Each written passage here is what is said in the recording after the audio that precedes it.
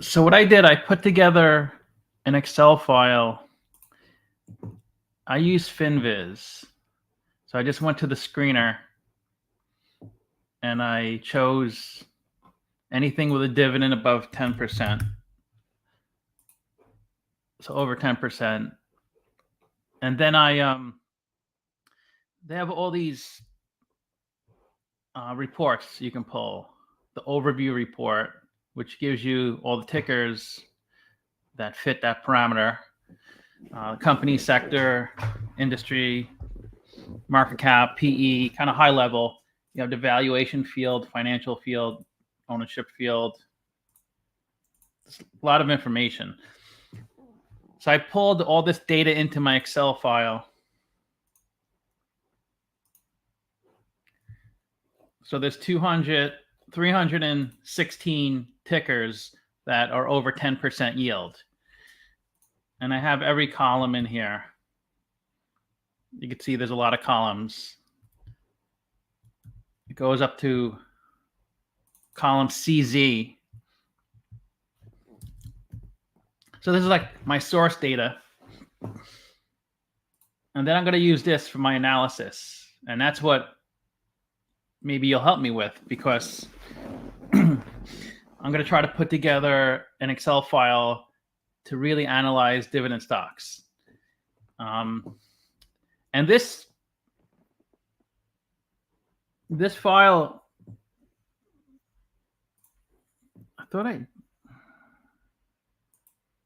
okay, so this file is free on my Patreon page.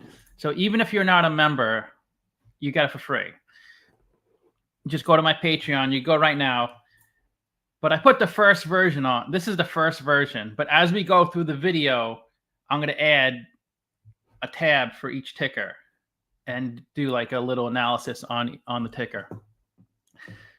So this tab, it kind of pulls in some info from that source tab from here. So if you put in BTI, you see it automatically populates the company name, British American Tobacco, the sector, the industry, market cap. Some fields I removed because it was just a lot of stuff. And I didn't really see the value of certain fields. So I removed a bunch of fields. So just to show you how it works, let's try to get a good one because some of these tickers don't really have much data. Let's do this BSM. It looks like has a lot of data. And you could just take the Excel file right now, go to my Patreon and use it yourself. So if you put, okay, BSM. So that's the ticker. So BSM. And then it changes all the fields. We're looking at Blackstone. It's in oil and gas, E&P, market cap 3.4 billion, dividend 11%. So it updates these fields, and then we'll do analysis. I'll show you what we're going to do with the analysis. So there's a second step to the analysis because I couldn't really find in finviz historical dividends. It's probably there somewhere, but I couldn't really find it. So once you type in this ticker BSM, then I have a little formula here that you can just copy the formula exactly the way it is, because I made it unique to BSM. Then go to your web browser and paste it in. And then it brings up the dividend page at Yahoo Finance. And the default dividend page is the past 12 months. So what we're going to do is we're just going to change the date. And you can see you could go back to 2015. So let's go back to the earliest date possible. 2015. I'm not a programmer, so I don't know how to pull it from Yahoo Finance. So once you get the dividend information in Yahoo Finance, then you just copy it. You kind of have to scrape it, because if you hit this download button, it just downloads an Excel file, but just of the last 4 dividend payments. It doesn't give you the history. So download doesn't work. So you just highlight the dividend information. Hey, Dex, what's up? Thanks for joining. Always joining. And then you just paste Shift F10, S, and then text. And just scroll down because some of the data is from the previous ticker. So just make sure you delete the previous ticker. I just put this, it took me an hour to put this together, so it probably can be cleaned up a little bit, but I just wanted to get it to a point where I can start the video. Now, another step, which isn't a lot. Wegro, what's up? Now you have to remove the word space dividend in order for the calculation to work. And I could probably just set up a macro for this, but I just didn't want to go through it. So you just replace space dividend with nothing. And then you see it brings in the dollar amount. And then this field is the year, which you can ignore. I put it in gray. This is just to help the formula in these columns. So these are the years. And the point of this is to show how the dividend moves. And I already see I have to fix the formula. Let me.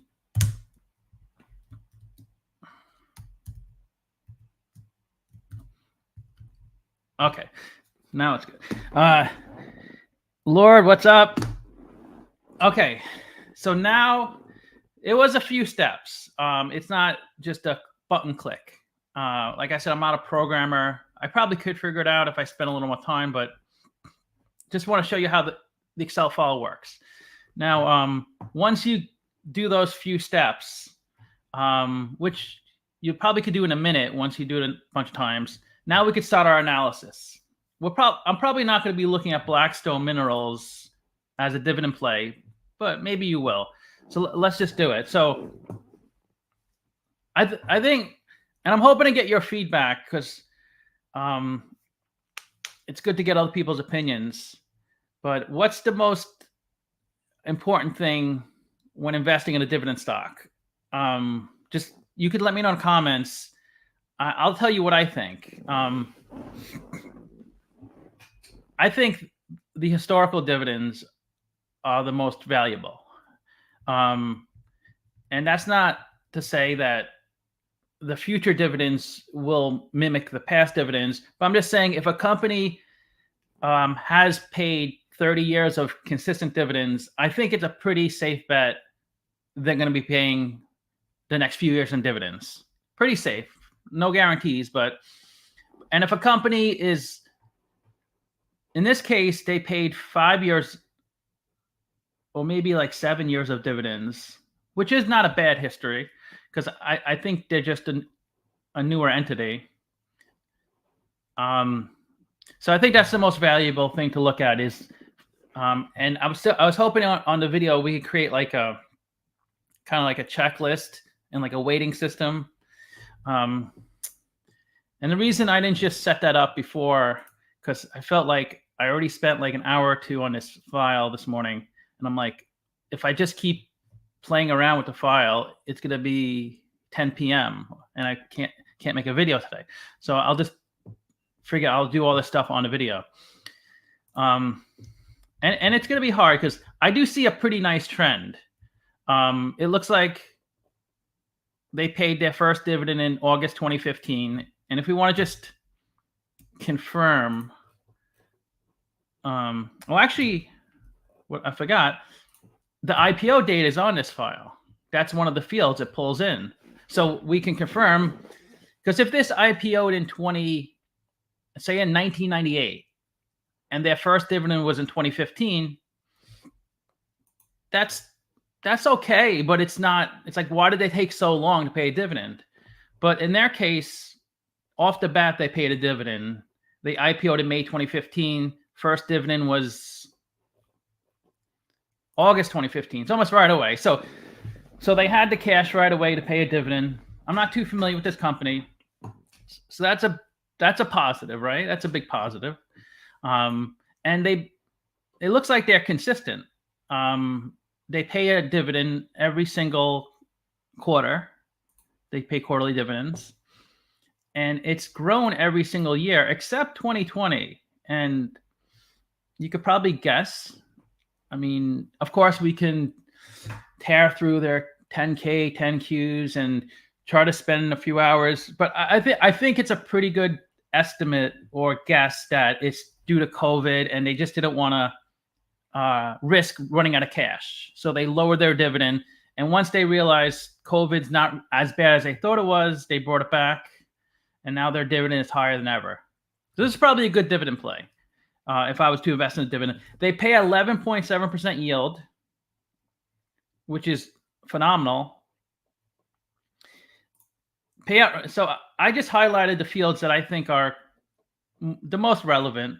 Well, analyst recommendation is not relevant, but I have a formula here, so that's why it's highlighted. Maybe I should change the color.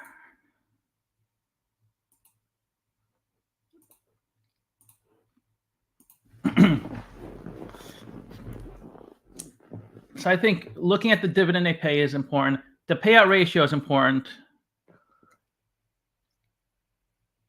Paul, yeah, thanks for joining. I'm not the most popular YouTuber, but I have some pretty good fans that are consistent. So hopefully I can spread the knowledge. And this file is in Patreon. Now I'm going to be updating it. It's free in Patreon. You don't have to pay any money. Of course, I'd like you to pay. It's $5 a month, but if you don't want to, it's still free. Most files are members only. Most Excel files in Patreon are only for members, but this is free. But once I finish this video, I'll have a lot more tabs on it, looking at the different companies, and then I'll upload that one. But anyways, so 91% payout ratio. So that's I think that's important, because if will you cover more healthcare stocks? Yeah, sure. Healthcare. Just leave a comment. Let me know which ones to do. And if you pay $14.99 a month, that membership level, then you can choose a stock for me to do a video on, and once a month I'll do a video on that stock. But you don't have to, of course. You can just recommend it in the comments, and then if I get around to it, I get around to it. It seems high, 91%, but I wonder if it's an MLP, because there's a lot of companies like if you're a REIT or MLP, you get special tax advantages. You avoid double taxation, but in order to qualify for a REIT or MLP, you have to pay out at least 90% of your earnings in dividends. Thanks, David. Appreciate it.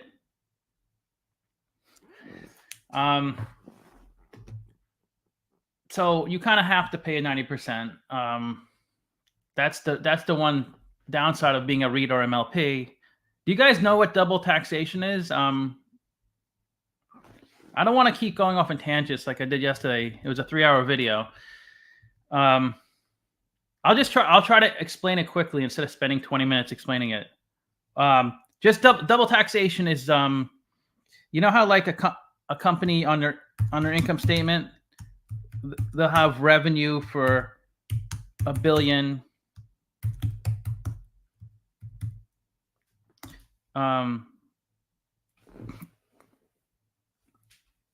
Expenses of 700 million, and then net income of 300 million. So that's the income statement. It's revenue minus expenses equals net income. Well, most companies pay dividends after they pay their expenses. So maybe I could. Okay, so it's revenue. Maybe this will be clearer. Revenue is billion. Expenses of 700 million. taxes. Okay, so pre-tax income. So what's pre-tax income? Revenue's $1 billion. Expenses are 700 million. All expenses. I'm talking about cost of goods sold, R&D, marketing, depreciation. So what's pre-tax income in this situation? If revenue is $1 billion, expenses 700 million.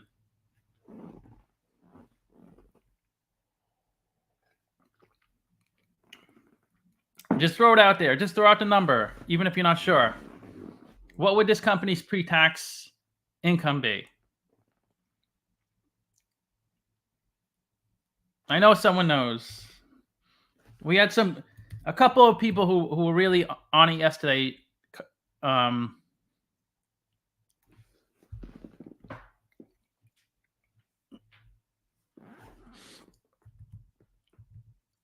Maybe it's too easy. Maybe you guys don't want to say it. It's too easy. Like if your company has $1 billion of revenue for the year, and all your expenses to run your business are 700 million, what's your pre-tax income? Okay, I'll just say it. It's 300 million. So your pre-tax income is 300 million. Then you pay taxes. Yeah, 300 million. Then you say, let's say your taxes.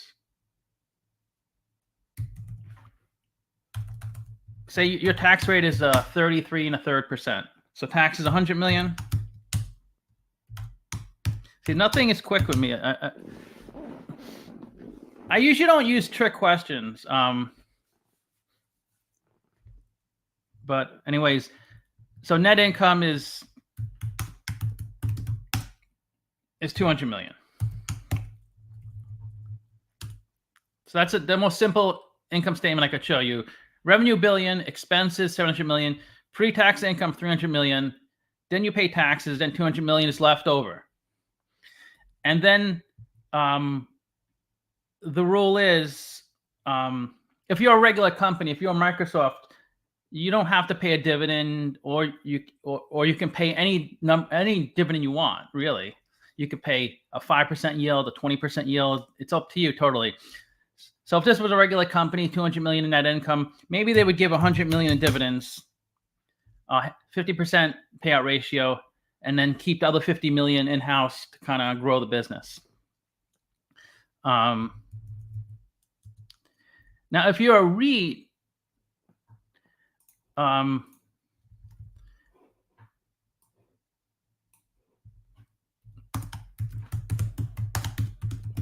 let's say you're a REIT or MLP. This and you do identical to this company. Say this is like a regular oil and gas company, and you're a MLP oil and gas. There's a lot of MLP oil and gas companies. And let's say you do identical as they do. A revenue of $1 billion, expenses of 700 million, pre-tax income of 300 million. But you get a tax break. You don't have to pay taxes. Or they pay very little in taxes. So how does that benefit? Well, if there's zero taxes, then their net income is 300 million. Because they didn't have to pay any taxes, right? But the rule is they have to give out 90%, at least 90% of their earnings in dividends. So they have to pay out 270 million of dividends. But when you receive the dividend, you have to pay taxes on it. So that's the only time it's taxed. Double taxation is in this case when the company paid taxes on that money they earned, on that revenue, and then they gave you the dividend and you pay taxes. So that's double taxation. Does that make sense? So on the same revenue source, it was taxed twice. The company paid taxes on it, on their income statement, gave you a dividend, and then you pay taxes because when you file your taxes, you have to pay taxes on any income you earn. Okay, so that's So you can see the benefit of being an MLP or REIT is that you get this big tax savings, so you could pay out more in dividends, which is why they offer higher yields. Okay, so that's double taxation. Okay. So let's do, this is BSM. I should have tied this in. Okay. That's why you can't get qualified dividends. Yeah, exactly. Well, most REIT dividends, you can't get qualified. I think there's certain situations you couldn't, but most of them you have to pay the higher tax rate because of this whole double taxation thing. But it's fine, because if you get an 8% yield on a REIT versus a 5% yield on a regular company, and if your tax rate is 25%,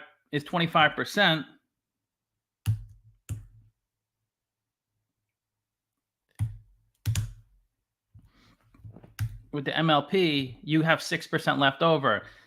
And if the tax rate is 10% on this regular company,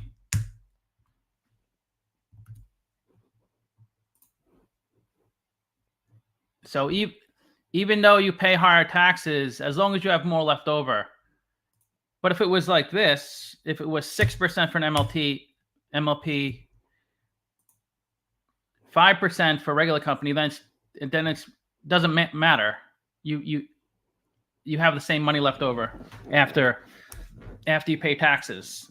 Most people don't think about taxes because it's a little confusing, but it's actually the largest expense, because it could be 1/3 of your income sometimes.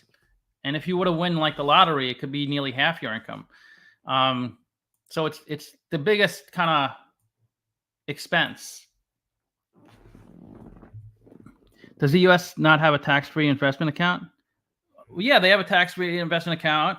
It's called an IRA, 401k.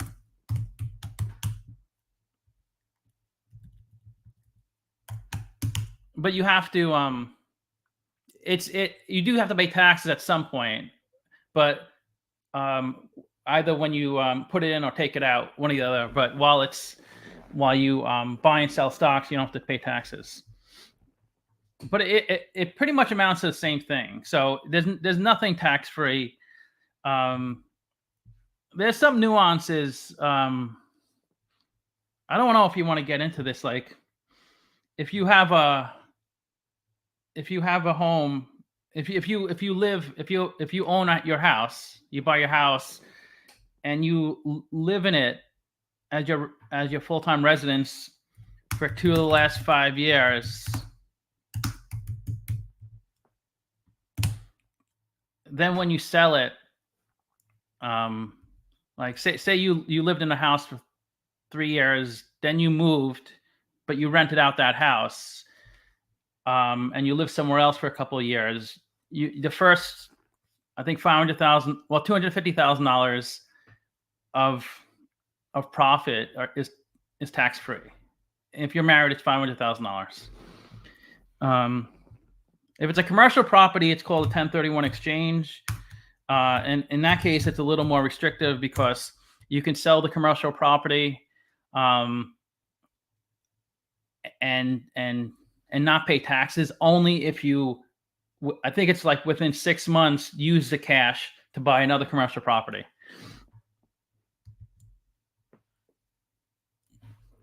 But that's kind of getting off topic. But okay, so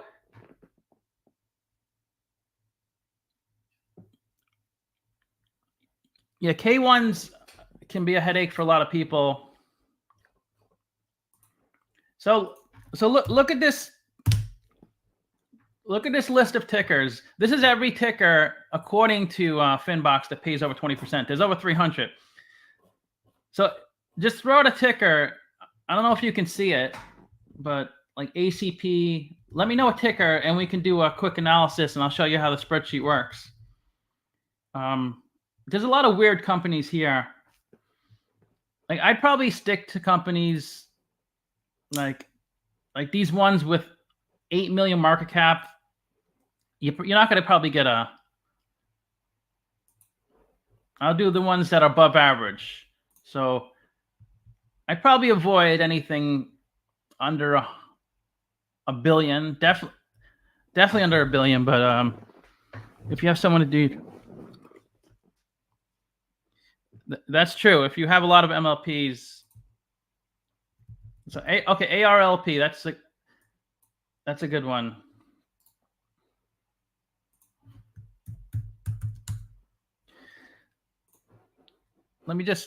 I just realized something. Let me update this spreadsheet a little bit. This is my DCF file.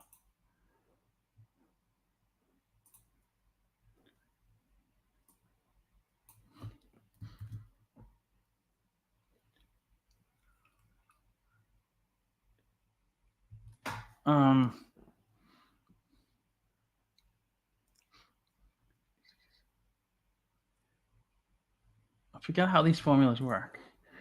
I'll do it later once I figure it out. I was gonna just try to add a formula so I don't have to change this, but I'll just change it. So ARLP, okay. What's everyone thought on medical properties? Steward Healthcare is behind 50 million. They have fined 50 million. Yeah, it's an interesting one, right? Do you ever use a dividend capture strategy? I don't know. I'm not sure what that means.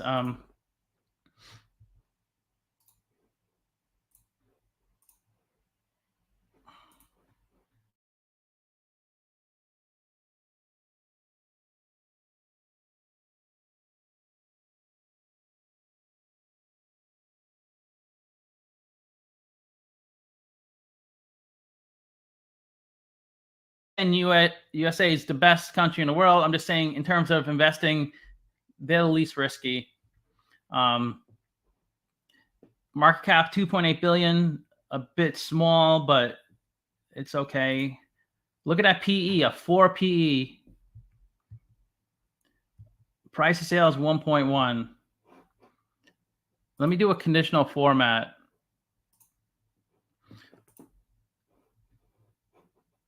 We'll do if the PE is less than 10. Let's do like a bold.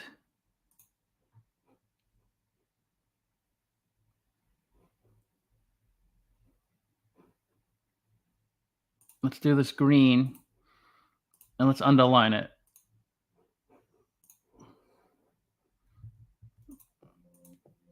Okay. So if it's below 10, it'll look a little different. Like if it was 11, it would just look regular. It's a really low PE.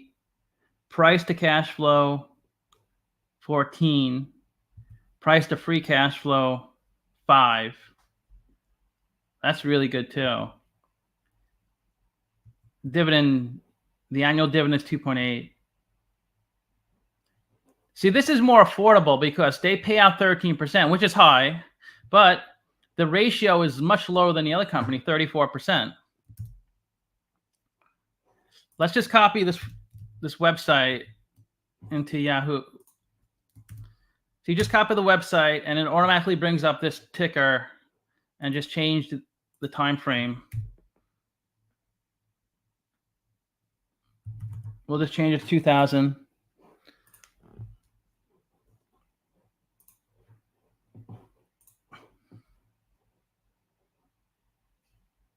See, when you download it from Yahoo Finance, it just gives you the last 4 dividends. It doesn't give you like all this. So we just have to scrape it off the screen. So copy.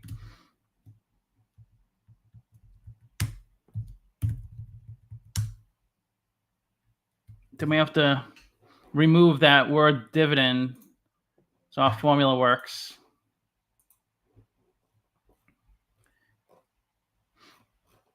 So this is not a perfect solution because there's going to be some odd things. If there's a special dividend, it's going to make it look a little wacky. But special dividends aren't that common. So it looks like, let's see, they IPO'd in 99. They started paying dividend right away. 50 cents the first 3 years. I don't know the yield. I just know the dollar amount. Like, I don't know the yield back here. I could go to another website and look at the yield, but we'll just look at historical dividend payments. And you can see it grows each year from 2002. 5% they grew it, 16%, 21%. It looks like from 2015 to 2016, they decreased it, which shouldn't be a surprise to you because if you follow oil and gas, 2016 was a rough year and 2020 was a rough year for everybody. Let me just, so if you go to ARL,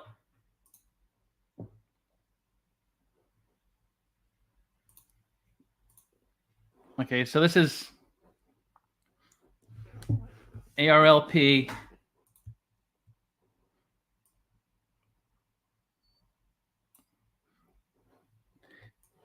So we go, so in 2005, it was trading at 17. And then you could see there was a big oil crash in 2016. So you can see, I mean, all oil stocks went down. So it was over 50 in 2014. And then it came all the way down to like pretty much just high single digits, maybe around 10 at the low. And then, so they had to cut their dividend because if they kept the dividend the same, it would have been a yield of like 30%. The stock came up. And then it got to its lowest point ever in 2020, like $2-3. So if you could have picked it up at $2-3, if you were psychic, your yield would be like, 50% right now because your cost basis would be $2-3 while they're paying a yield based on a $20 stock price. What's the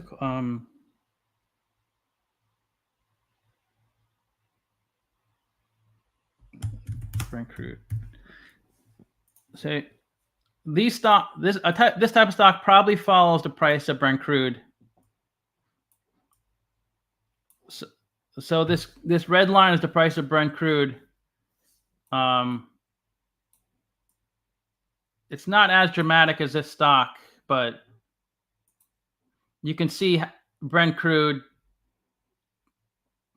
2016, 2017, it got pretty low. And then came up, came down.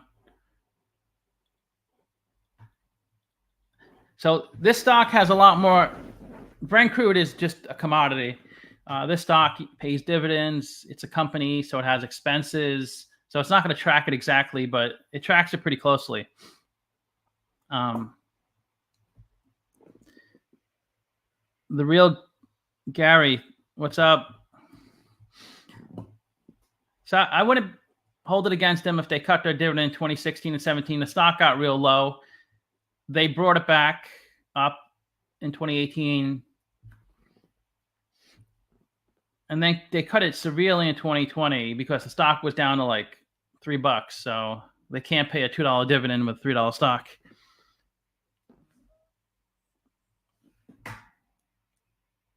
Yeah, don't hold MLPs in a retirement account because if you receive, I think it's $1,000. No, maybe it's 1,000 of dividends in a year.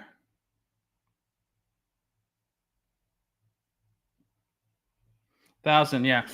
So if you receive $1,000 of dividends in a tax year, and you hold your MLP in your IRA account, you're gonna have to pay taxes on that because it's considered unrelated business taxable income, kind of like you own. That's usually like used when you own your own business. So you're gonna have to pay taxes on it. So if you put $20,000 into a stock and received a few thousand of dividends, it might not sound like a big deal, but you can't really sell the stock because it's in a retirement account. You can't sell the stock and take the cash out. You could sell the stock, but you can't take it out of the account. So you're gonna have to come up with the money to pay the dividends. So you probably should avoid holding those in a. I think REITs are fine. I think it's just MLPs.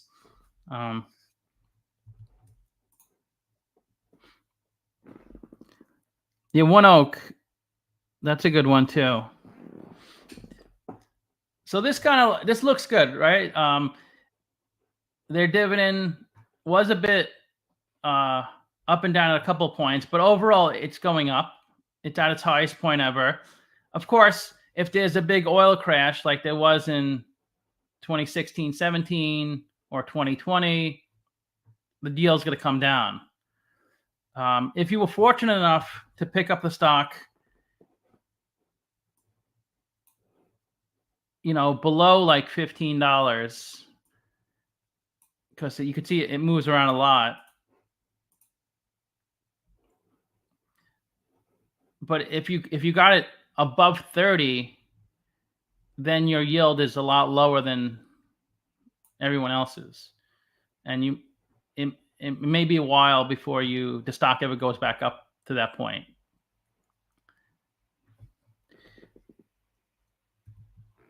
Do you know what I mean? Like, because obviously everybody's getting the same dividend if you own the stock. They pay 70 cents a quarter, right? So in 2023, $2.80.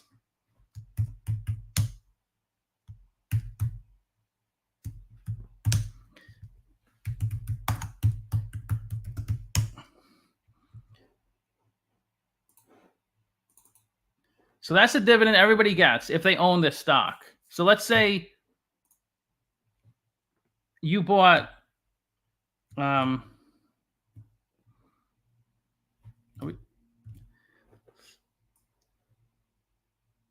let's just say you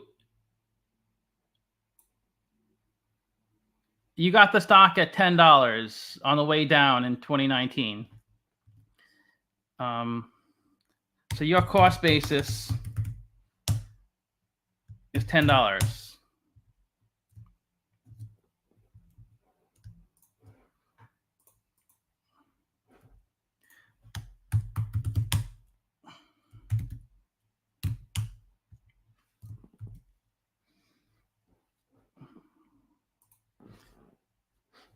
So your yield is 28%.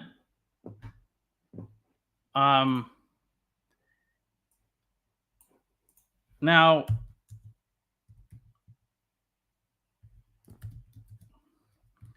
let's say I got the stock at $38 in 2014 on its way up. I thought it was a good buy at 38.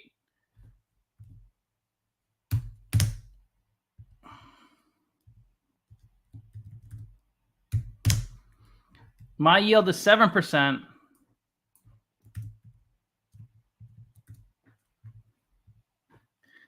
We both got $2.80 because I bought. When did I say? I say, okay, you bought in 2019. I bought it in 2014. And then say our other friend, say they bought it recently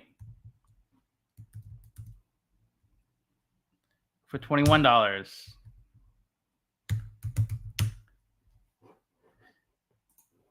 And his yield is 13%.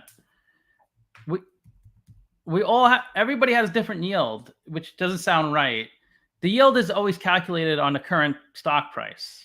So this 12.7% yield is based off of what the stock is trading at today. So our friend, he bought it closer to today's price. So his yield is 13%.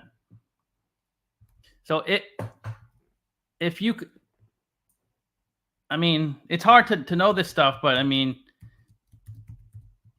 if you somehow thought this was a good buy, look at that. It was under $3. Let's just say in 2020, our other friend paid $3. His yield's 93%. So he's like, he's gonna like 10x his investment even before selling the stock, just by all these dividend collections he's getting.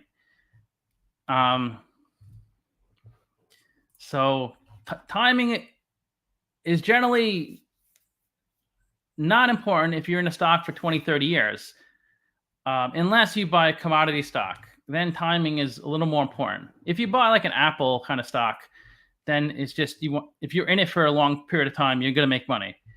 But if you buy like a gold stock or a oil stock, it's timing is a little more important because it generally goes up and down, up and down. You don't like if you look at like a good company like an Amazon and Apple, it just goes up.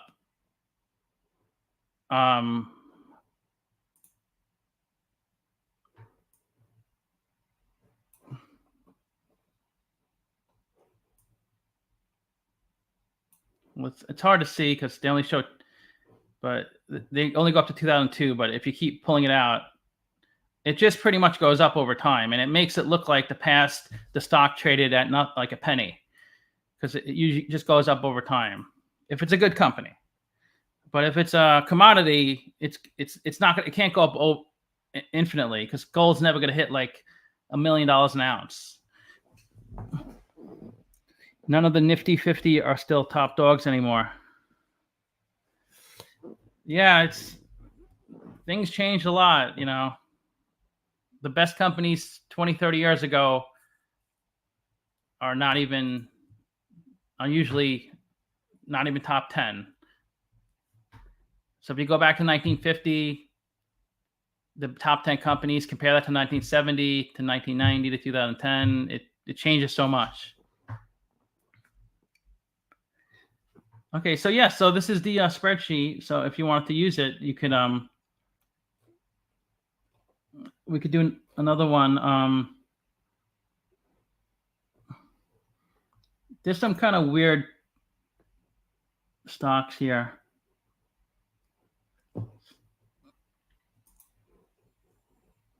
I'd rather get something more safe. Like let's look for an industry that's safer. I mean, nothing's safe, I guess. Telecom, tobacco.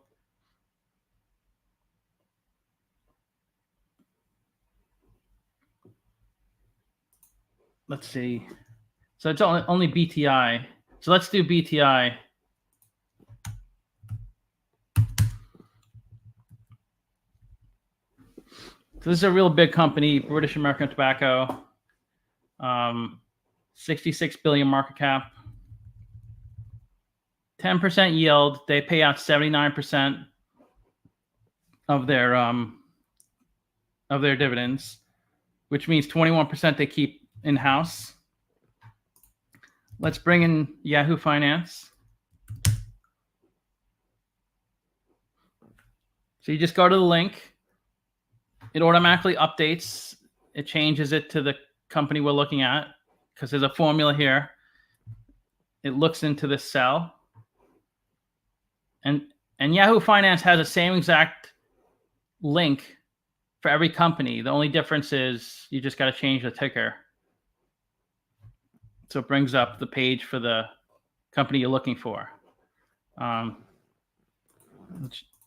We'll change the date way back in 1981.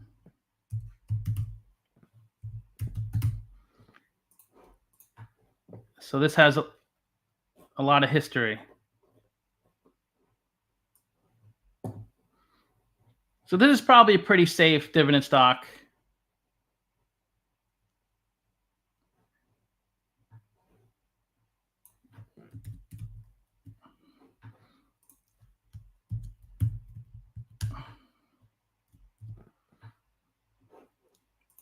Let's replace the word dividend. Tobacco company is safe. Tobacco products, not as much.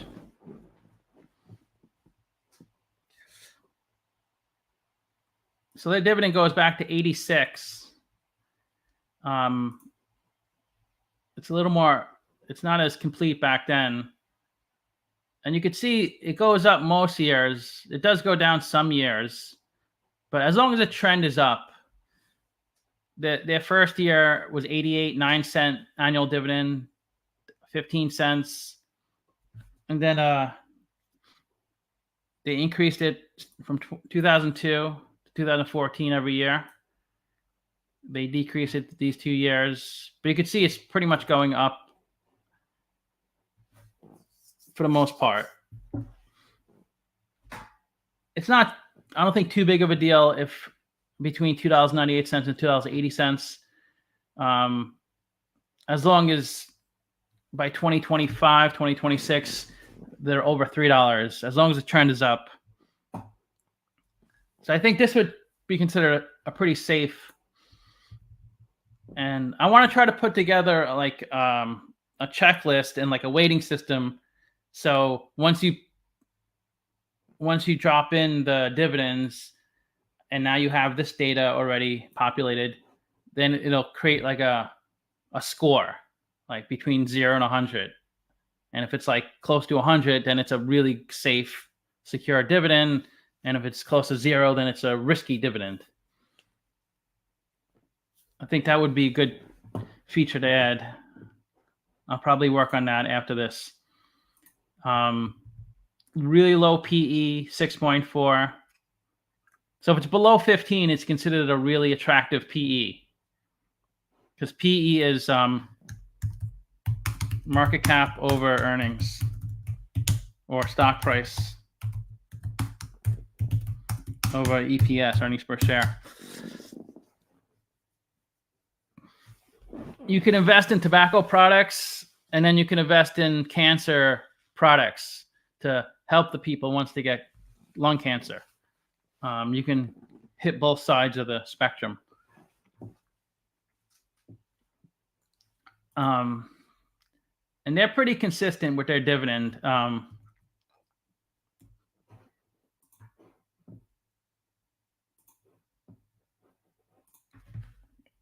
Like if you wanted to look at the yield,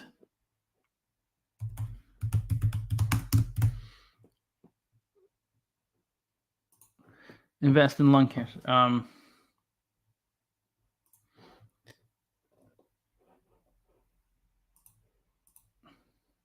Here's their yield since 2014. So it wasn't that high. It was only like 4%, 3%, and then it dropped to 2%. The yield starting getting really high the past 6 years, just because they're making so much money. Like they're a cash machine, but the stock prices just keeps going down, and it makes the yield so attractive. Because remember this chart we looked at, everybody gets the same yield. Oh, I didn't change the tab.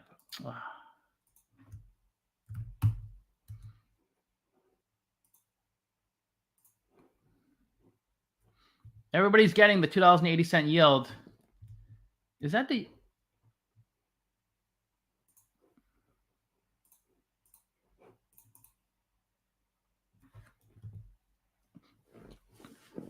Everybody's getting the same exact yield, whether you bought the stock 30 years ago or you bought the stock last week. We all get the same dividend, but we have a different cost basis.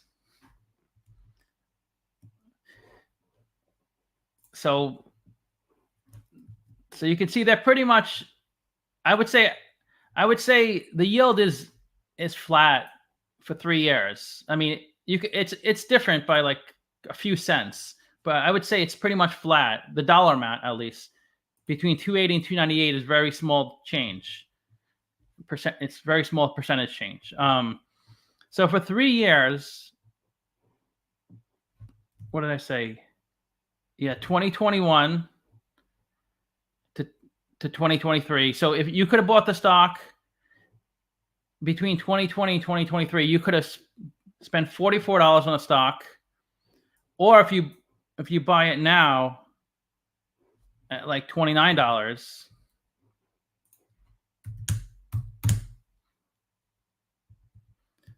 So if you got it at the peak in the last 3 years, you have a 6% yield, which isn't bad. And if you got it to the low, it's a 10% yield.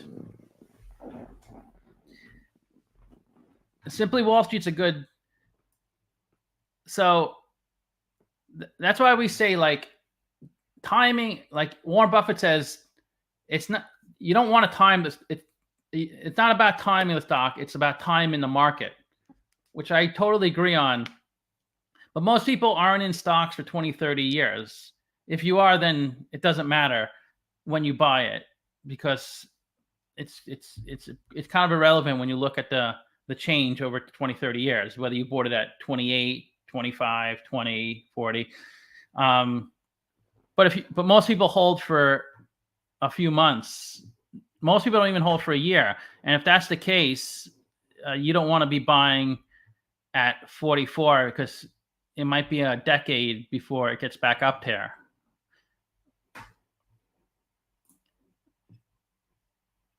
Because look, like if you would have caught it down here in 20, if you were investing in 88, and we could pretend that's today, and you got it down here in 1988, so it's over 30 years, it never got to that level, that low again, even though it's coming down a lot now. Oh wait, let me bring it.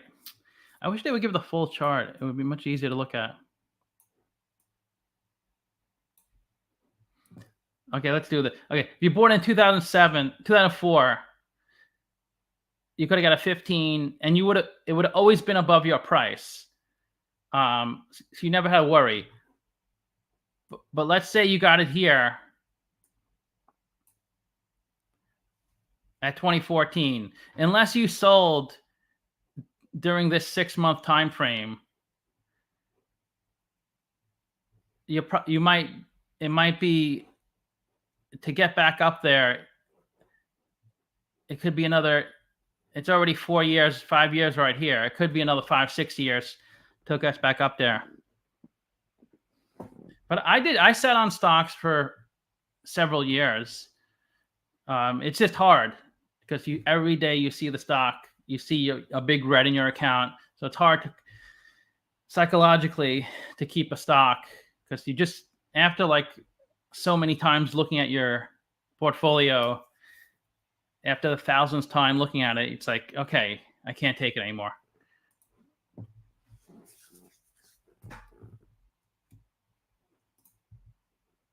But in terms of dividend payment, it looks pretty safe, but it's definitely not. I mean, the stock keeps going down, so I don't know what's going to happen. I can't imagine it going down that much more, because they're just such a cash cow. Look at the price of free cash flow; it's below 7.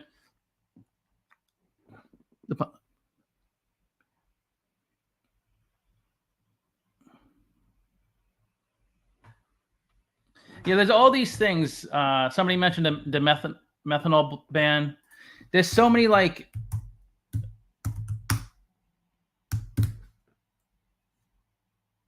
I mean, did you write? You meant menthol. I said methanol. There's always these things like, oh, if marijuana gets approved by the U.S. government on a federal level, these stocks will go up a ton. And I agree, if marijuana is approved in the U.S. on a federal level, BTI, Mo, Philip Morris, Altria, they're going to go through the moon, because they're going to benefit the most. There's always these kind of things going on, so it's kind of hard to, what are you going to hang your hat on? The negatives, the positives. So this is definitely a good one. Lots, 34 billion of revenue. So about, BTI is writing down something like 30 billion on RGR brands. Yeah, right. A lot of these companies, they're merger happy. They just want to merge and grow and scale. So they keep acquiring companies. They spent, like AT&T lost, is a victim of this. They spend like so much money, like $100 billion, and they don't even have that much money to spend. So they just take on debt, and then they write down that the goodwill investment, because they do all these acquisitions trying to grow, and half the time it never works out. But that's the name of the game. You got to grow and scale. You can't just sit there and try to sell more products organically. Not everybody's an Apple. Apple is just a unique beast because they don't need to acquire companies to scale. They have they're the kings of their product line. But most companies, you cannot scale unless you acquire someone else. It's impossible.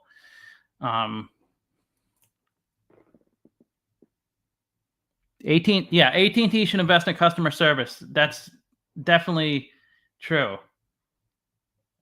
A lot of companies, they have, the CEO is generally there to grow the business and make it a giant company. That's why they went public. And it's hard. He has maybe we could put this into let me know in the comments if you have any ideas on how I should build this spreadsheet, because I want to put a scoring system in there. So when people use a spreadsheet, they don't have to do as much analysis. They can just put the ticker in and drop in the dividends, and then it gives you a score, whether it's a good buy or not. So I think if a company is like, they're really close to their 52-week low. So, I mean, logically, when you buy a stock, you should buy it when it's close to its low, when the price is low. You shouldn't wait for the stock to be at its all-time high and then buy it. But that's what we do. I do this too. Nvidia, we want to buy Nvidia. We want to buy Tesla. We want to buy these stocks because everybody else is buying it, but they're trading at such high values. So this is like a positive. If they're trading close to their 52-week low, which they are, I mean, can they go lower? Sure. But like, it's kind of like that Price is Right game. When they flip over a card, and it's like the 3 of hearts, and the person has to say higher or lower, and almost anybody in the world would say higher because there's only 2 cards below it, the 2 and the ace. So you go higher, and it's a 6 of diamonds. And this is not as easy, but you should definitely say higher, lower. It's kind of like this too. The chances of them going lower, it's kind of like a 6 of diamonds. I would say more like I would say it's like a 4 of diamonds. If you want to short BTI, it's like saying lower when you see a 4 of diamonds, because you say there still could be an ace, could be a 2, and it could be a 3. So there's 3 cards. It's not impossible, but why don't you just play it safe and say higher, even though, and that it's just the math. There's no guarantee in life, but you're gonna probably win a lot more time than you lose. So why don't you go with higher and with 4 diamonds? That's what it's like here, and it's kind of like it's 24% below its 52-week high.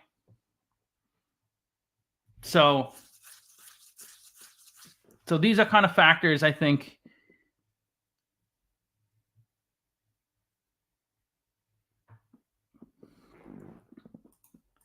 I think these could be factors for my spreadsheet, right? Let me know in the comments if you're new. I think IPO is, I think, a factor And employees is a factor. Maybe not a huge factor on this rating system, but I think, I mean, think of it in a situation if your friend wanted you to invest in his company. You had two friends, and they both had $500,000 in revenue, and they're looking for like a $20,000 investment. And if one said, I've been in business 4 years, and the other said, I've been in business 14 years, just knowing that information, obviously you need to do more due diligence, but just knowing that, what do you kind of lean towards? The person who's been in business 14 years, they probably have more experience. So companies that have been around longer have learned a lot. So NVIDIA pays the smallest dividend of any company, I think, in the world. I mean, obviously, I'm not including the people who don't pay a dividend, because that doesn't make sense. But of all the companies that pay a dividend, NVIDIA pays the smallest. It's like 0.00 something percent. I don't even know why they pay a dividend.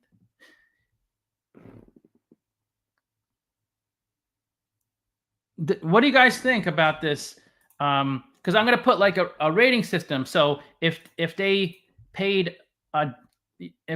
a dividend for 10 plus years, that would give them like a 10-point bonus, for instance. If they raise their dividend, if their dividend is higher when you compare 2023 to 2013, for example, if it's higher, that's like a 2-point bonus, something like that. So do you think I should give a bonus to companies that have been in business, say, over 20 years, over 30 years? I think it makes sense. I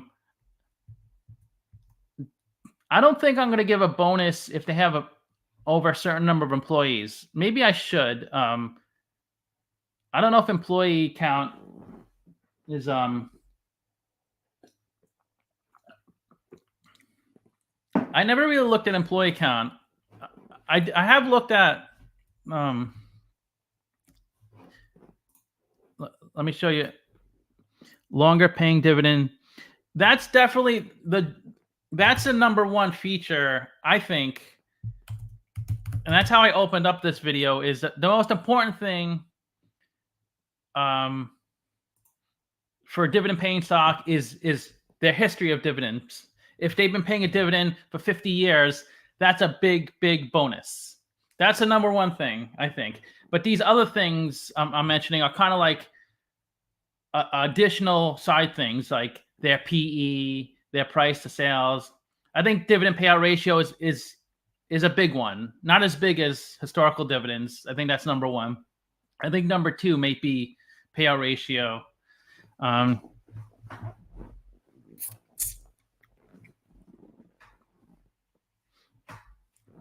If you bought NVIDIA at IPO, I don't even think your dividend would be that big. Maybe it'll be like 10%.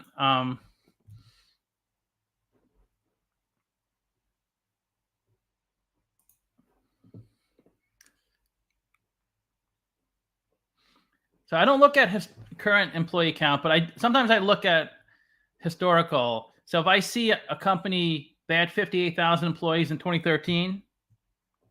This is simply Wall Street. And now they have 52. So that's kind of like a negative. If I was gonna, in my mind, I'm not gonna put in the spreadsheet, but that would be kind of like something that would reduce points if their employee count is going down. Lower employees doesn't mean you're doing a worse job, but generally, when you have a company and you want to grow the company, you add employees. You can't really make more money by cutting staff. You could cut expenses and make yourself more profitable in the short term, but in the long term, cutting expenses, cutting employees, because you can't just cut down to zero, because that's all. You can't go negative cutting, where revenue could go to infinity.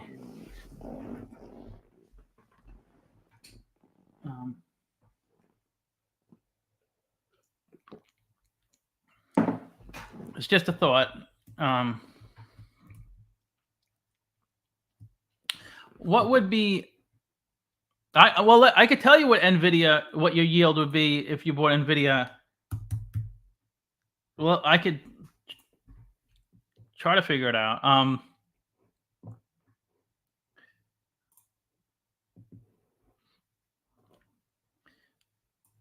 Okay, so in '99,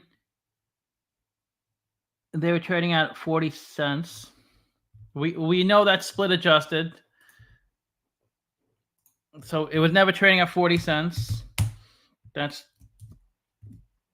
And then they did a 2-for-1, a 2-for-1, a 2-for-1, and a 3-for-2.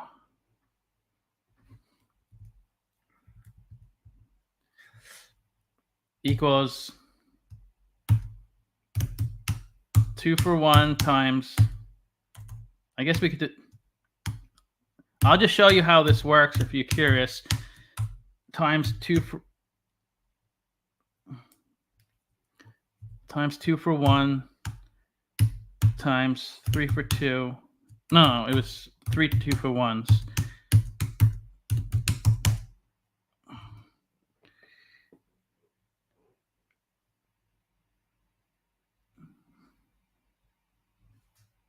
Oh no, I don't have to do anything because it's already split adjusted. What am I doing? So split adjusted, if you bought, Nvidia was trading at probably at like $20 when they IPO'd, like most companies trade at IPO. Maybe $18, $15, whatever it was. And then after, oh wait, yeah, let me just do this. I'll show you what they were trading at IPO.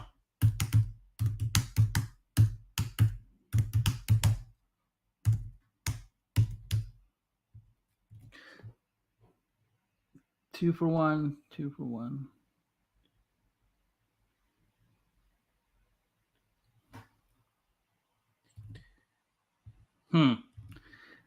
I feel like I'm missing a split in here.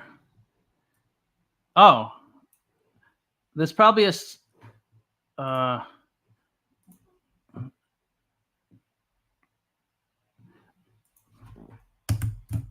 always get made fun of. I remember in grad school they used to make fun of me because I was so loud.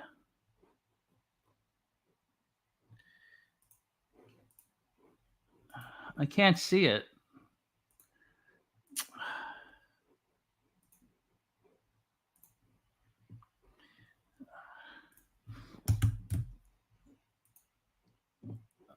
Okay. I mean, I don't even know if you guys care about this, but if you want to know how to figure out how to adjust for stock splits,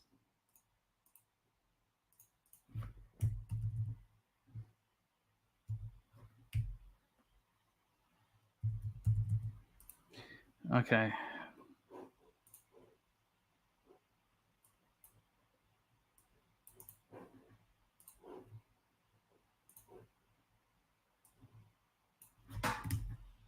Okay, these are all the stock splits. You can't really tell on that chart because there was one recently.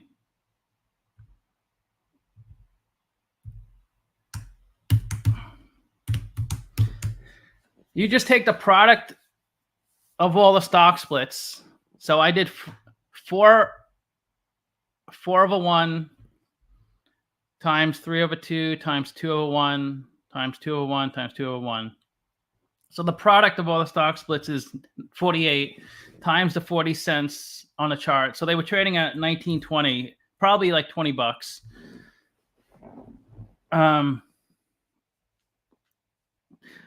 But actually, I just realized it doesn't even matter because I could tell you what your yield would be if you bought it on IPO. They've been paying a 4-cent quarterly dividend. It's just 16 cents. So you would be getting a 40% yield if you had Nvidia, because you paid 40 cents split adjusted.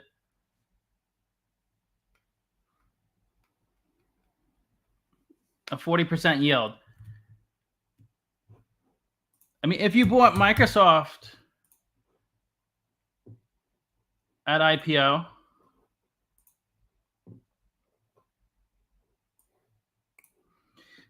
that was trading at, it's hard to tell, maybe 16 cents.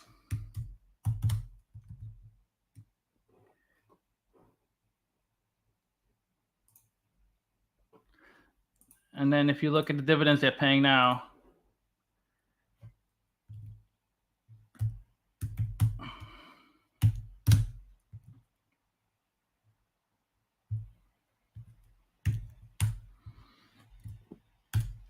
that's your yield, 1,650%, which isn't that as high as I thought it would be. But I mean, it's your, every time they pay a dividend, you get paid 16x. So it's like if you lent your friend $100, every year he pays you $1,600. And it's going to go up.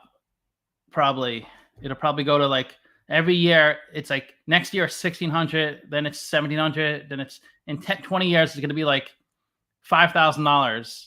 He's going to pay you because you just gave him $100. Does that make sense? Did you guys, are you with me? Am I going too fast? Yeah, I mean, if you bought this stock at 50 cents and you're getting 16 cents dividends, but that's not the real value of Nvidia. It's the stock price appreciation because they don't really pay dividends. So what is it at 571?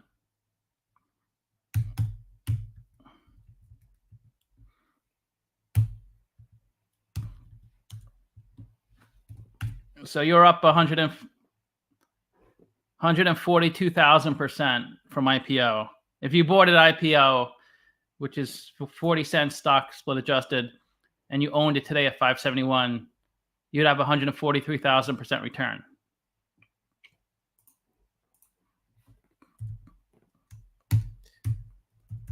So if you just invested $40 in Nvidia, you'd have 57K today. Of course, you'd have to know, I don't know how you'd know to invest. You'd have to sit on it for 25 years and not be tempted to sell. Because if you have $40, most people would sell it when it hits $400. Or do you sell it when it hits $4,000? Because up here it's probably like that $40 turned into like $20,000. And then it went down to that 40 turned into like, you had 20,000, now it's down to like 6,000. So you probably pissed off. You didn't sell it.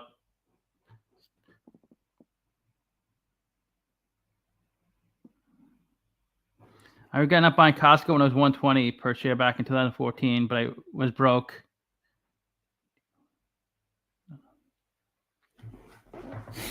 Yeah, I wish there's so many stocks. Like, I remember in 2011, I was like, this Netflix things, Netflix really figured it out. They, like I was getting that red CD, the movie, the red package in the mail. And I'm like, this is such a great service. And then in 2011, I didn't want to buy it. And then when it went up to here, I was like, wow. And then it came all the way down, and I ended up picking it up at like 200. Or maybe, I forgot what I picked it up at. I got it at,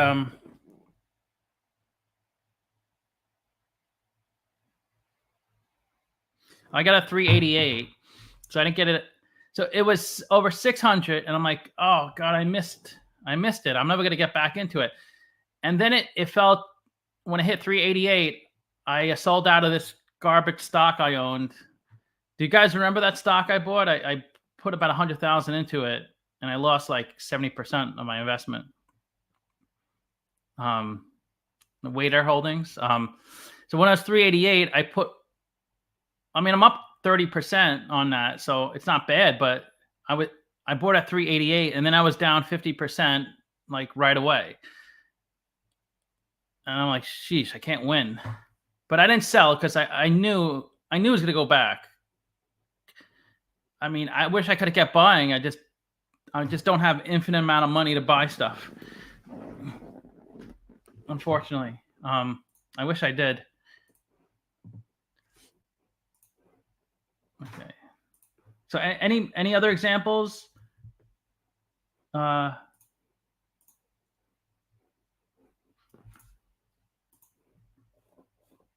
They have a lot of crazy stocks on here. Because last week I did a video on, it's called Dividend Mining, all dividends above 20%. But I didn't have I wanted to put together a more complete spreadsheet.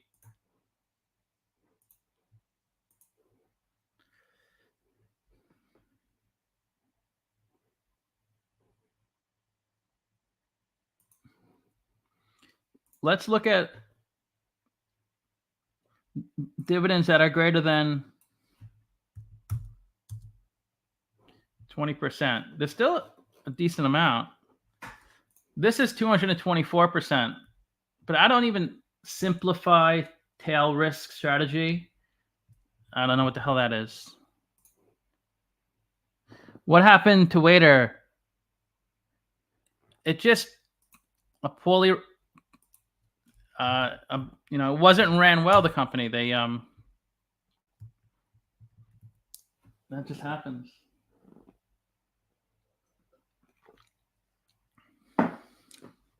Ideas are a dime a dozen. We can have ideas on how to do things. We could change the world with our ideas, but to put it into practice and grow and scale it and perfect it, it's kind of hard to do.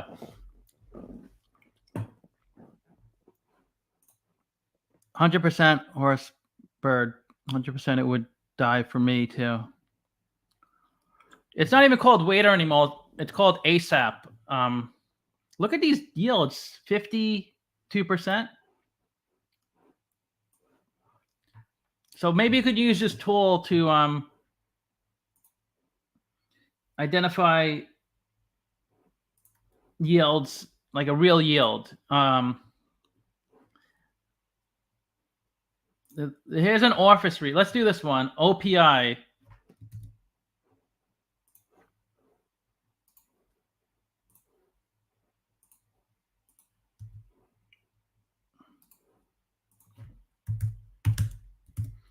OPI.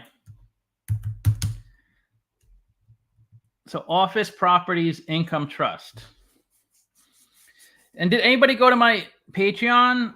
It's free. The file. You can just go to Patreon and pull it up. 173 million market cap, 37% yield. It has a lot of zeros, not because it is zero. It's just they don't have the data. So you have to. Their EPS growth is up 5% in the past 5 years. Sales growth up 10%. They have sales of 528 million. Their sales are triple their market cap. That sounds good, but that's usually that's like a red flag. Probably something's not right. Let's see. Short interest 4.54. So I think that means 4.5% of the shares are shorted. Gross margins. Well, they're a REIT, so their gross margin should be like 70%. That's kind of low for a REIT.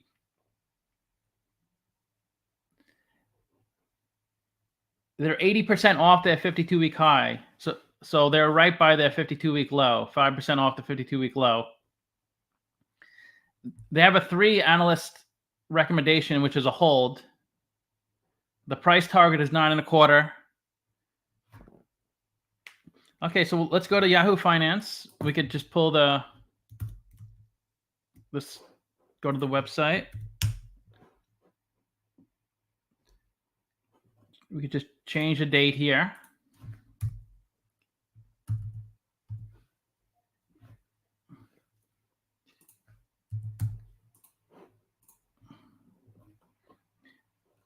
So it has a good history, a dividend history.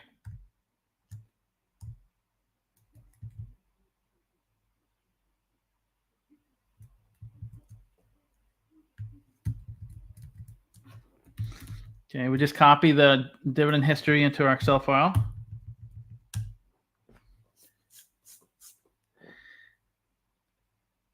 Make sure you delete the previous company.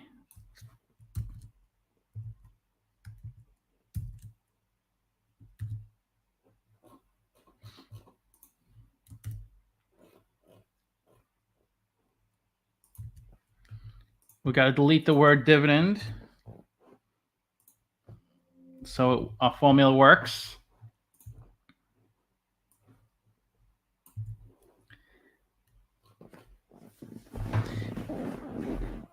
Let's also put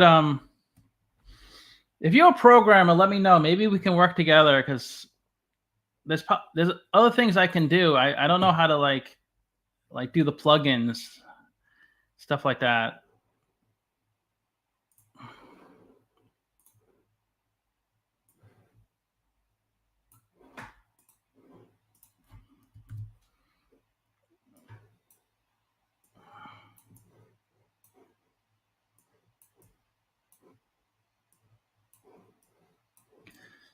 Okay, so it's not a nice trend, right? It peaked like from 2010 or 2011 to 2018. It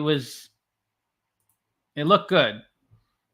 About the same dividend for 7 straight years. So that's 2011 to 2018. So 2011, it looks like it was trading at about $85. So it was a pretty good range. It did dip right here, but the stock was pretty steady. But look at it, it's down like 95% from IPO. They must have did a reverse stock split somewhere in here to bring the stock price that high.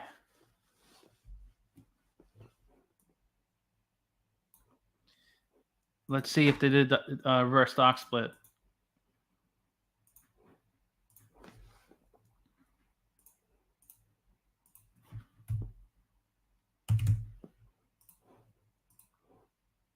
Yeah, they did a 1-for-4 reverse stock split in 2019.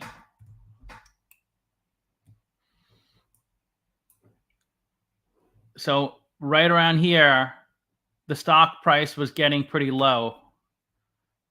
So they did a 1-for-4. So if you want, so it's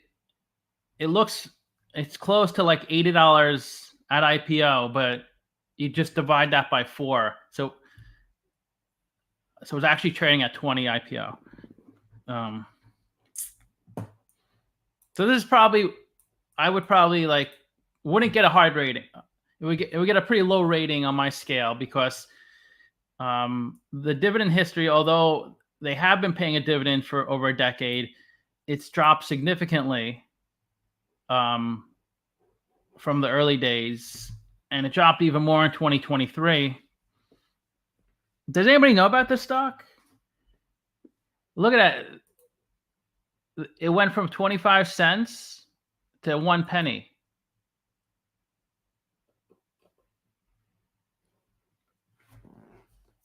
So that's so it's 1 penny in 2024, the dividend they paid.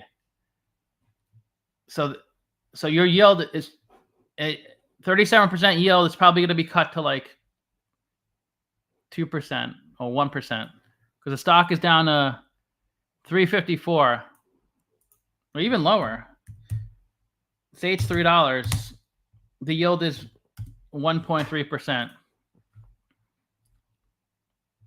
So this is kind of like one of those stocks I wouldn't get a good rating. Money market paying 5% monthly.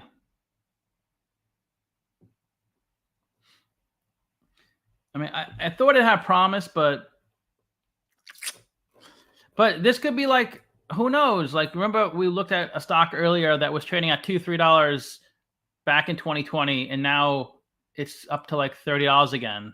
So this might be one of those stocks. Like, it's just hard to know when a company's in trouble.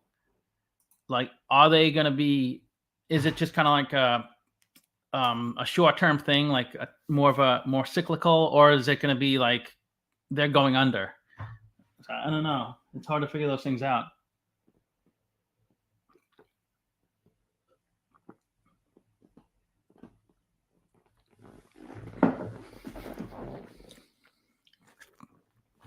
Focus on companies that pay a regular dividend. Yeah, the problem is companies that pay a regular dividend are a company like Ford or General Motors or Kraft Heinz. So you're not gonna, if you're looking for like a somewhat stable yield above 8%, you're not gonna find it in a company that's been paying a dividend for 50 straight years that's growing it. They're gonna be paying like a 2-3% yield. That's the problem. So I think you could find a yield in the double digits, but you have to kind of go through this exercise, and it's definitely not going to be guaranteed. And if you do find a yield in the double digits, there's probably a decent chance the stock's going to go down a lot, like 30-40%. So it might not be the best long-term play. But the ideal situation is if you can find the stock that's on there, that's trading really low before it pops back up again.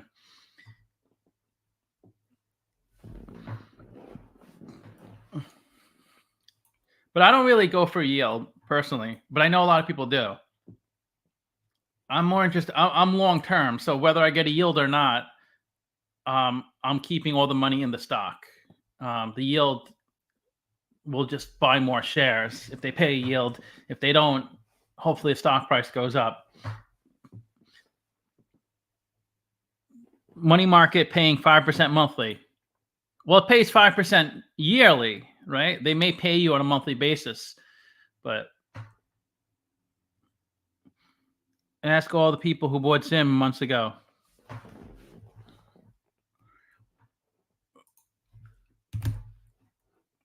Yeah, Zim was an anomaly. BCSF is a BDC with over 10% yield. I have been in and out a few times. BCSF.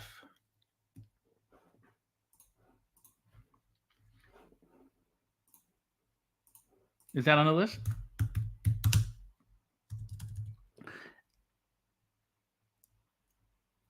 That's something you don't hear too often. Do you guys know what a BDC is?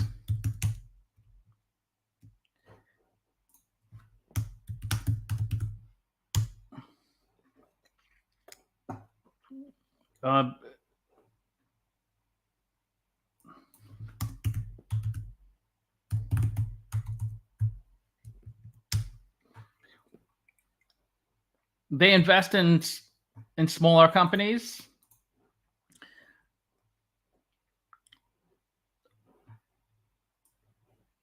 It's a closed-end fund that makes investments in like developing or financially distressed companies. So they're a bit risky. They have the same tax features as an MLP and REIT. They avoid double taxation, but they're probably on a riskier side. That's interesting. What are some publicly traded BDCs? There's not that many. There's probably only like 20 or 30.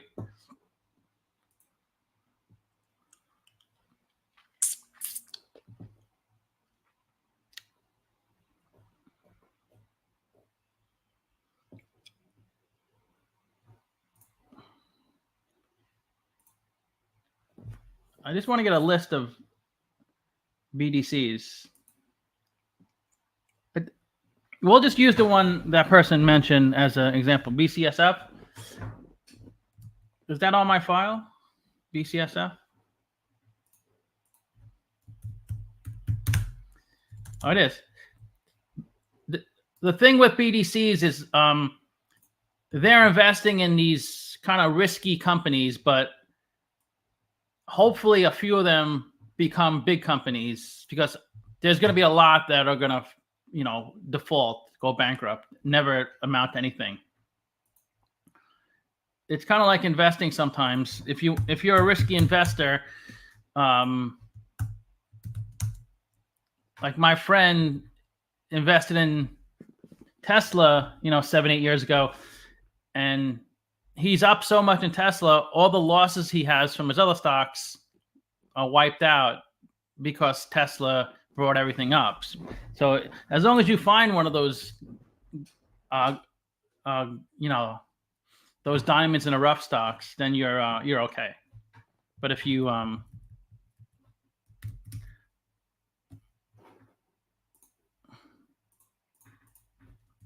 let's get the dividends. They offer high yields though, BDCs.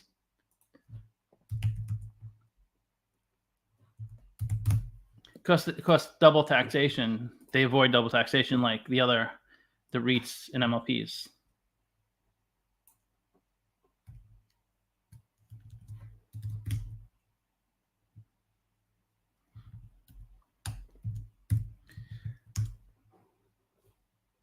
If you have like a partnership, like you and a friend are in business together, say you own a gym, then you treat your business similar to these structures, similar to like a BDC, a REIT, MLP. All the profits pass through the business onto your personal tax returns. So the business doesn't pay the taxes, you do.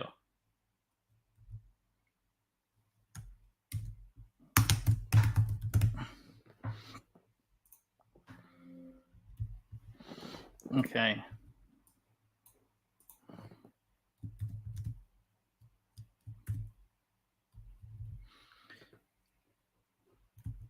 So what do you guys think of this one?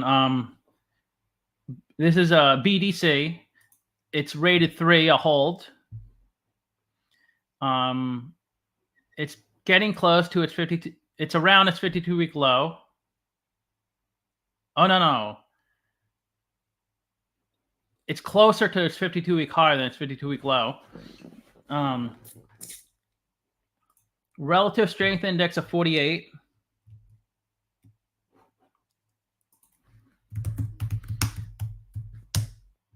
Are you familiar?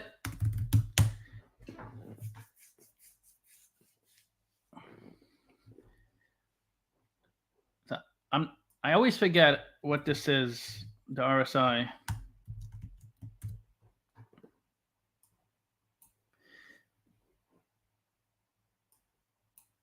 So the RSI said overbought, went above 70 and oversold. So this is 48. So it's between those two ranges. So it's not overbought or oversold. Operating margin 97%. They must have passed through a big gain.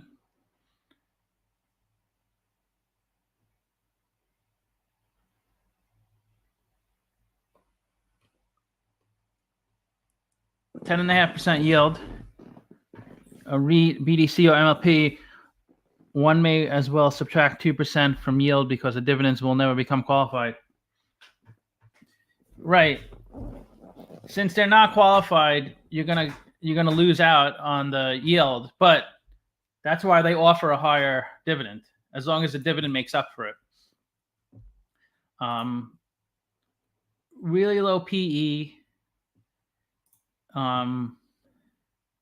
They pay out, because these types of structures, I think, need to pay out around 90%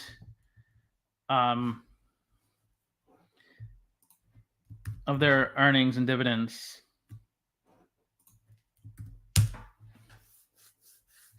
So Bain Capital,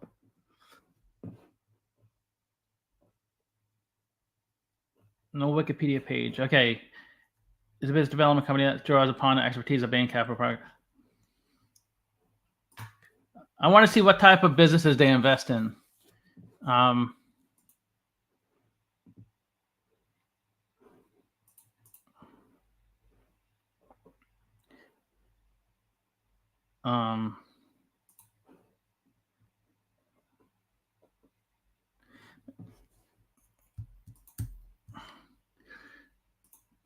Maine and Blue Owl are good ones. Yeah, I've heard Blue Owl. I've heard of that one.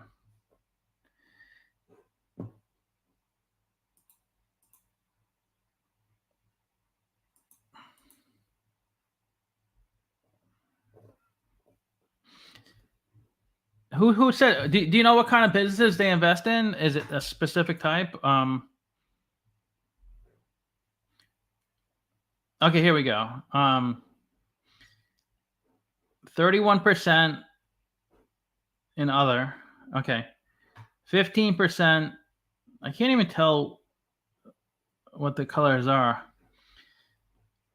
Okay, so aerospace and defense, high tech, service industries, transportation, consumer goods.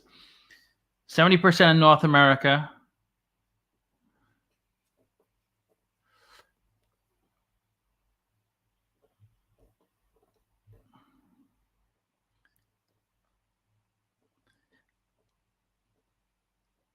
Because BDCs invest in private companies, like they don't invest in public companies. Like if you buy like an index fund, they invest in public stocks, but these BDCs invest in private companies. So if there's a business in your neighborhood, a BDC may invest in that business. Probably not. They usually invest in bigger type businesses, not like a small mom and pop type place. Net asset value per share bridge. That's how you kind of value these on net asset value.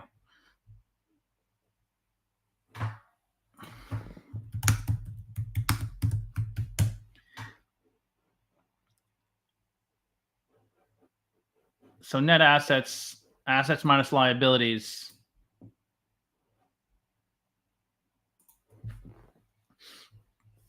So of the companies they're investing in, the value of those assets, which is hard to value, minus the debt they have on those investments.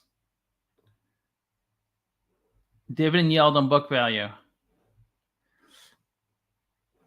So they have a pretty successful history of dividends. It's between 8 and 10% for a while. I mean, if somebody's offering you an 8, 9, 10% dividend, just take it, I guess. There are companies that are too small to get loans from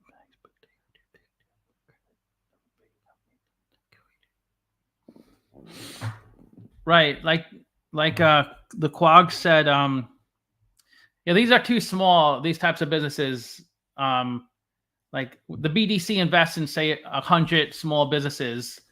Those small businesses, they can't go public. They're not that big. They're not billion-dollar companies, but they need funding to grow. Some are considered risky investments. Not all of them. But if you want to see the credit profile, it should be in one of their documents, talking about like the quality of the companies. I think they gave it up. They talked about the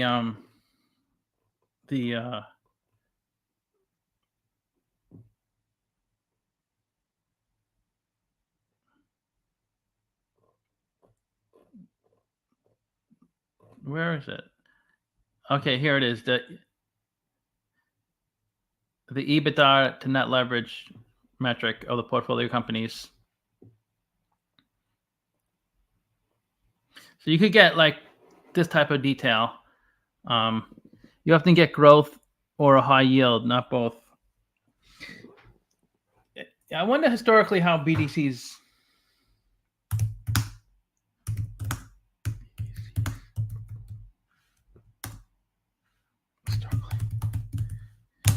It's probably not that great.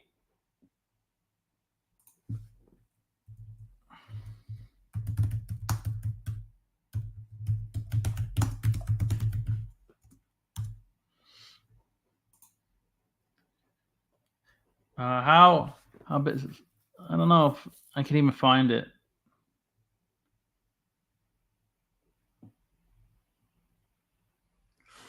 Yeah, I can't even search for that term. That's interesting. Yeah, you don't hear that every day, BDCs. So what do you think of this tool? Do you think it's helpful? And if you go to Patreon and you download it, let me know if it's useful or if there's other things I need to improve on it. But we can kind of mold this similar to the way I molded my DCF to make it a little more beneficial. I don't think BDCs are like MLPs, though. You don't want to put MLPs. Well, they're not exactly. Yeah, they're not. There's definitely differences. I mean, there's similarities. The similarities are they avoid double taxation. You don't pay qualified dividends. But with MLPs, you do have that nuance of unrelated business taxable income. So if you make over 1,000 in dividends, it's considered UBTI, and in a retirement account, you have to pay the taxes on that. Because an MLP is kind of like you're a partner in a business. Like if you and your friend went into business together, it's kind of like that. That's why you get a K1, right?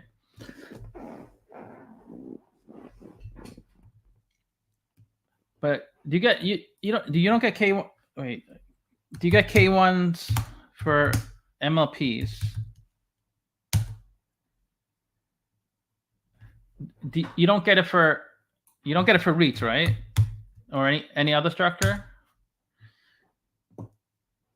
Do you get K1 for BDCs? You don't, right? The guy who owns a BDC, did you get a K1? I don't think you did, right? I think it's just an MLP. You get a K1.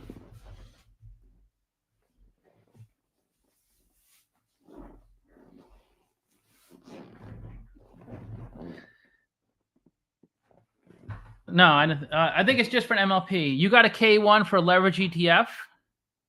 Really? Which one? Do you know the ticker? I didn't know leverage ETFs are taxed that way.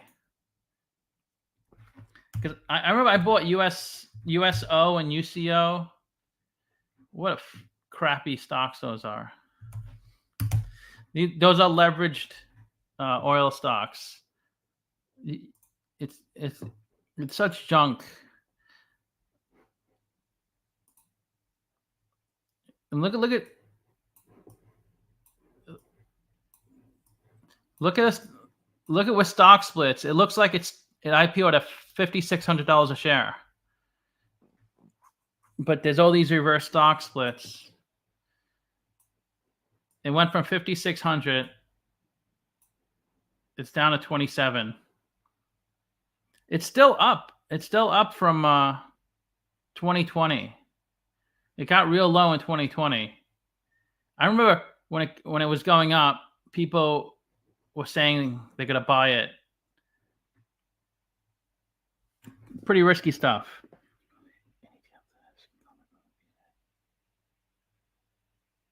It's fine. You don't have to find it. I was just curious if you knew it off the top of your head. Okay. So what do you think of this new format? It's hard to hold people's attention. I never seem to have more than like 30 viewers at a time. But I guess that's just the name of the game.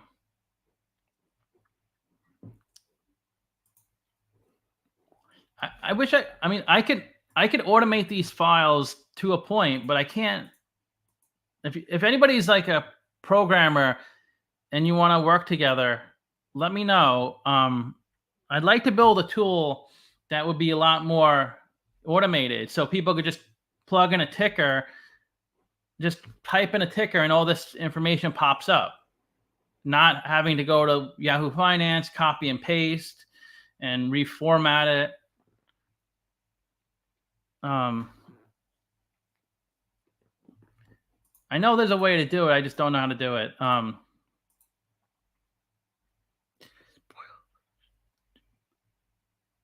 A boil. Huh. Yeah, I guess there's a lot of those leveraged ETFs out there. But if you look historically, I did a video on this. If you look historically how they performed, almost all of them have gone down over 90% in like the past 5-10 years. I mean, look at that. It was trading at $700,000 a share in 2011, because that's reverse stock splits, and now it's trading at $26. $700,000 to $26. But even if you bought it in 2019, it was $5,000. Now it's $20. Let's see, if you bought it 2 years ago,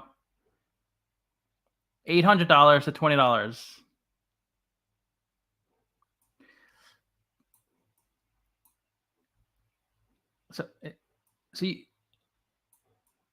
So I guess if you bought it here in June 2022 and sold in August 2022, you could have doubled your money. It's pure timing. And I did a video, one of my first videos on leveraged ETFs, how mathematically, even if it's flat, the price of oil or whatever commodity, even if it's flat, if it's $100 indefinitely, you still lose all your money.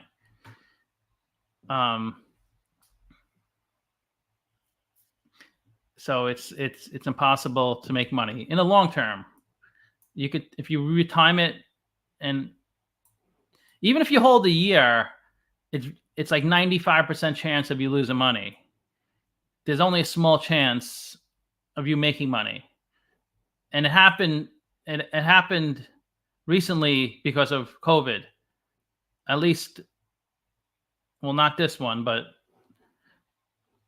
this is natural gas. But during COVID, it got real low, like the UCO and USO. But okay. Well, I guess I'm gonna close out. It was a long video. Not as long as yesterday was 3 hours. But yeah, thanks for joining. Thanks for everybody commenting. And